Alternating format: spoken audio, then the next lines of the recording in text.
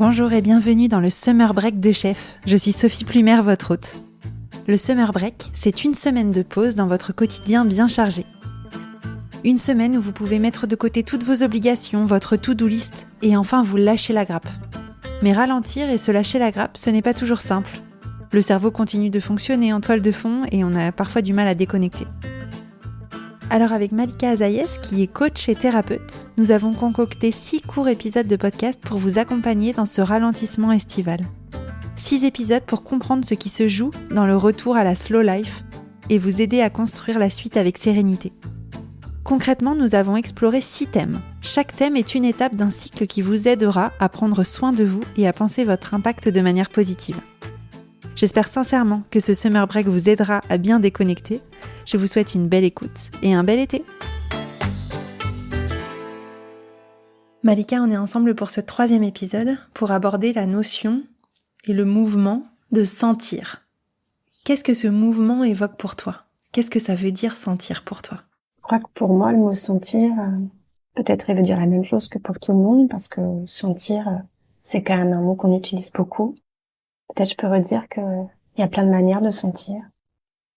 On peut sentir en premier lieu par les sens, ce qu'on connaît, on peut voir, entendre, toucher, sentir par l'odorat. On peut aussi sentir par le corps. Donc il y a plein de manières de sentir. Il y a plein d'échelles dans le sentir aussi. Il y a plein de couleurs possibles, c'est-à-dire que à l'endroit où je sens, ça crée une forme de réalité pour moi. Pour moi, ce sujet-là, il est vraiment très important. Et je crois que si j'avais dû faire qu'un seul épisode, eh bien ce serait celui-là. Je crois que j'ai vraiment envie de pouvoir promouvoir l'idée que sentir est merveilleux. Que sentir peut être douloureux quand c'est trop, quand je sens des choses dont je ne sais pas quoi faire. Mais avant tout, je trouve ça merveilleux.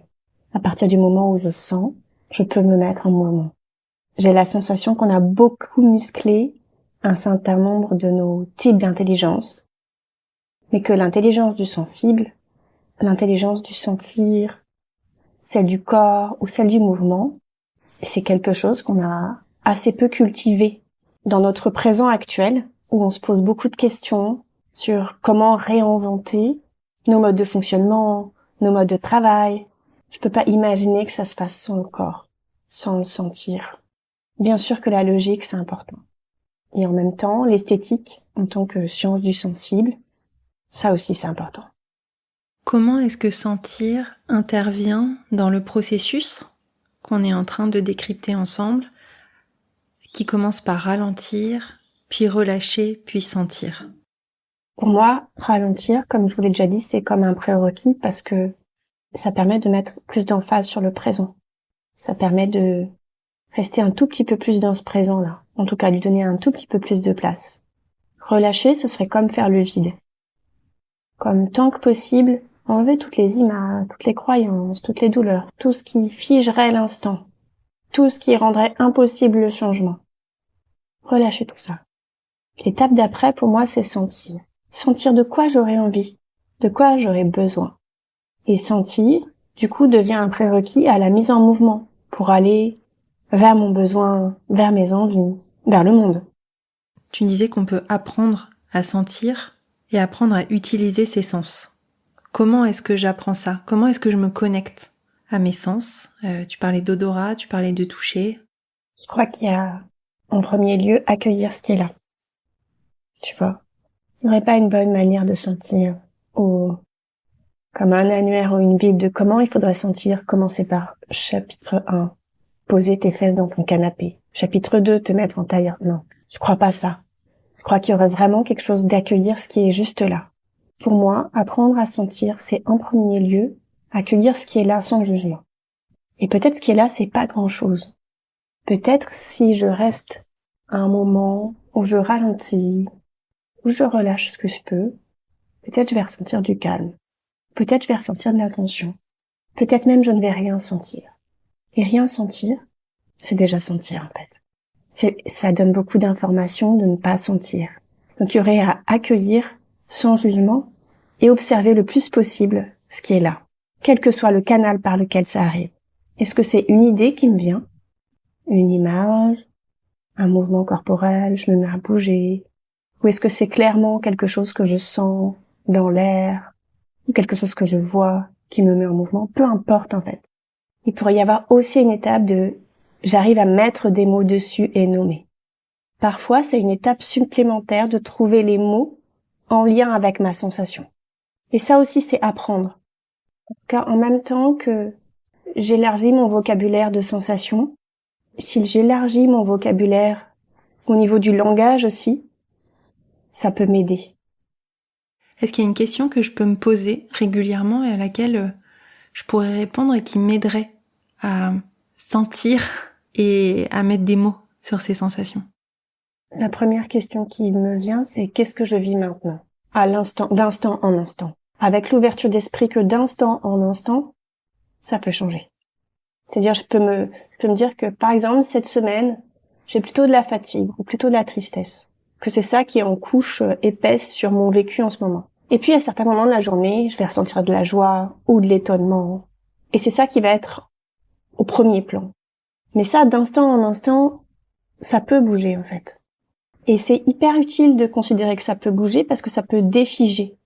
Tu sais, comme quand tu médites et que tu observes des pensées comme tu observerais des nuages. Ah, tiens, là, il y a un gros nuage gris. Ah, bah alors là, je ressens un peu de tension. Ah, puis alors là, c'est désagréable, j'ai pas du tout envie de ça. Ok, tu observes ça. Et l'observer sans jugement, ça permet de le relâcher, justement. Et je crois que c'est hyper important de le dire parce que parfois, sentir, ça peut être envahissant. Ça peut être trop. Ça peut être trop souvent. Peut-être même ça peut être handicapant. Il y a plusieurs manières de relâcher ça. La première, c'est de pas chercher à expliquer pourquoi je sens ça. Juste accueillir que c'est ça que je sens. La deuxième, c'est considérer que ça va passer. Parce qu'en fait, j'ai une capacité à sentir qui est phénoménale. Et donc ça va bouger. Peut-être il y a des choses qui vont revenir, oui. Et en même temps, ça va bouger. Et de pas garder la culpabilité de c'est moi qui aurais un problème de sentir tout ce que je sens. Quelle différence tu fais entre les sensations et les pensées? Pour moi, les sensations viennent influencer les pensées. Si je suis dans un environnement qui est très beau, qui est très ensoleillé, qui est peut-être gai, je vais avoir certaines pensées. Et inversement. Plus j'ai de la conscience sur ce que je ressens, plus je sais comment mes pensées sont influencées par ma sensation. Et c'est intéressant de pouvoir regarder ça. De pouvoir me dire que ma pensée, que mes idées sont directement liées à ce que je sens sur ce moment-là. Que ma capacité de travail, que ma capacité de créer et de résoudre des problèmes est aussi fonction de ça. Et ça me rend aussi maître ou maîtresse de mon destin sur cet instant-là pour que, si je veux créer d'une certaine manière, je me fais vivre quelque chose qui ressemble à ça. Si je simplifie, plus je suis confortable à un instant T, plus je suis en capacité de sentir et de mettre mes sensations au service même de ce que je crée ou de ce que je fais. Tu parlais de la difficulté qu'on peut avoir à nommer les sensations. Tu nous as expliqué la question qu'on peut se poser, qui est qu'est-ce que je vis à cet instant? Comment est-ce qu'on peut effectivement nommer ces sensations sans les juger? Parce que je peux me mettre à la place, parfois je sens des choses qui sont agréables, qui sont positives, et parfois je sens des choses qui sont beaucoup moins agréables, beaucoup moins positives, qui disent des choses de moi peut-être que j'ai pas envie de savoir. Est-ce que tu veux bien prendre un exemple? Je peux sentir de la colère, de la frustration, de la jalousie. Je peux sentir de la faim. Je peux sentir du mal aussi.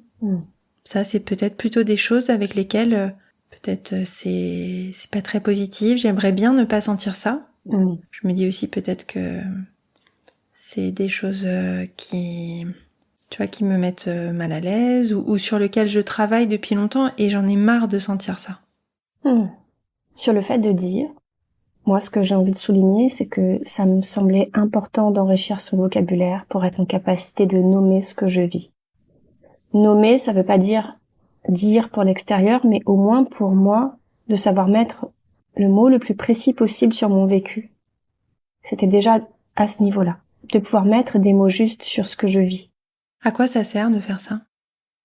Ça sert à reconnaître, à honorer et peut-être à relâcher. Si juste je sens de la colère, mais que pour moi, c'est tellement inconfortable que je préfère pas me dire que c'est de la colère, ou peut-être même pas la sentir, il y a fort à parier qu'elle va rester et qu'elle va revenir et que ça va pas être agréable. Si je me dis, ok, là, je ressens de la colère. Force est de constater que là, ça m'a tout l'air d'être de la colère. Je suis pas obligée de le dire aux autres. Il n'y aurait pas d'injonction à dire tout ce qu'on sent. En revanche, ça a vraiment du sens de pouvoir mettre des mots justes, au moins pour moi, sur ce que je vis. Tu sais, comme quand tu vas chez le médecin et que tu y vas parce que tu as mal au genou et que tu ressors avec des termes clairs de ce que c'est. Madame, vous avez un épanchement de synovie, ça va prendre tant de temps. Du coup, le traitement, c'est ça. Il y a quelque chose de très rassurant. Alors même que ça change de rien, t'as pas encore pris le médicament, t'as pas encore commencé la kiné, mais il a posé des mots sur ce qui est. Et peut-être ça, c'est rassurant. C'est pareil. Là, je ressens de la douleur. Là, je ressens de la colère. Bon, dans mon expérience, à bientôt 41 ans, souvent j'ai ressenti de la colère. Qu'est-ce que ça me permet, la colère d'habitude? Comment je gère ça? Est-ce que c'est acceptable de ressentir de la colère? Est-ce que je suis obligée de la gérer tout de suite? Ou est-ce que je peux juste me dire, chouette, je suis en colère, et pour le moment, je sais pas encore quoi en faire. Poser des mots, déjà peut faire du bien. Et poser des mots, ça veut pas dire au monde. Ça veut juste dire observer. Et donc, si ce que j'observe ne me convient pas. Encore une fois, si ce que je vis, c'est pas ce que je voulais vivre, le nier ou faire comme si c'était pas ça que je vivais ne change pas la situation. En revanche, me dire avec le max de sérénité possible, bon en fait, là, à ce stade, c'est un échec. Ça fait pas de moi quelqu'un de pas bien. Non, juste c'est comme ça pour le moment. Tout ça est légitime à exister. Et moi, je peux me dire que j'aimerais être autrement, sauf que la réalité, c'est quand même que c'est ça que je vis. Et ça dit pas le mouvement d'après, ça dit pas si je vais en parler ou pas. Mais juste valider mon ressenti, le légitimer, c'est vraiment important à ce stade. Ça permet de pas trop me marcher dessus et me dire que ça viendrait de moi, que ce serait ma faute. Qu'est-ce que tu penses de l'idée de consigner, d'écrire ce qu'on sent, quand on le sent? En fait, j'aime bien l'idée de pouvoir le regarder plus tard. Pour des personnes qui peuvent se sentir envahies ou qui, à certains moments de leur vie, ont du mal à faire des choix, ça peut être une bonne méthode. Dire, tiens, là, à cet instant, c'est ça que j'ai senti. Et c'est marrant, en fait, ce truc-là, je l'ai senti plusieurs fois. Et toujours dans tel contexte. Ça permet de mettre plus de conscience, je trouve. Malika, pour terminer, qu'aimerais-tu dire aux gens qui sentent trop, tout le temps, très fort? J'aimerais dire que c'est pas une maladie. Ça fait pas partie des choses qui rentrent dans ce qui est pathologique, même si ça peut être assez handicapant, douloureux, souffrant à certains moments. Ce que j'ai envie de dire à ces gens-là, c'est que ce qu'ils sentent, c'est magique en fait. C'est une mine d'informations dont ils peuvent se saisir ou non. Je dirais quand même pour que ce soit écologique, il faudrait quand même s'en saisir un petit peu. Parfois, quand je sens trop, c'est que c'est trop. Et aussi, parfois, ça peut être culpabilisant. On peut se dire que c'est soit à contre-courant. En fait, on est tous très très différents. Et ça a beaucoup de valeur en fait. Dans un environnement où quelqu'un sent et fait avec son ressenti, et pas que, on n'est pas que sentant, on est quand même très très dans la logique, souvent très dans le mental aussi. C'est très bon pour l'environnement. Peut-être que ce que je sens, d'autres le sentent mais beaucoup moins fort. Et l'entendent pas ou l'entendent que quand ça devient vraiment très très souffrant ou très épuisant. Si je nomme des choses pour moi, ça me sert à moi, mais ça me sert aussi aux personnes qui sont autour de moi. Et est-ce que tu as un dernier message pour celles et ceux qui, au contraire, n'arrivent pas à sentir, qui ne savent pas quoi répondre à la question « Comment tu te sens ?» Je dirais tranquille avec ça. Il n'y aurait pas une injonction à sentir. En soi, ne pas sentir, c'est une information. Moi, si j'avais ces gens-là en face, j'aimerais savoir s'il y a des moments où ils sentent, ou si c'est tout le temps comme ça. Je peux imaginer qu'il y a des moments où je sens et des moments où je sens pas. C'est une information. Si je ne sens pas un moment, alors c'est qu'il se passe quelque chose. Donc il y a aussi à avoir beaucoup de curiosité à cet endroit-là et à se laisser tranquille. À enlever de la culpabilité et du poids où il n'y a pas besoin d'en mettre, quoi. Merci beaucoup Malika. Avec plaisir.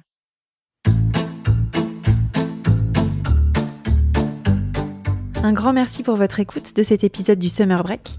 Si vous avez envie de poursuivre votre réflexion et votre mise en mouvement personnelle ou celle de votre entreprise, vous pouvez nous contacter, Malika ou moi, sur LinkedIn ou sur Instagram.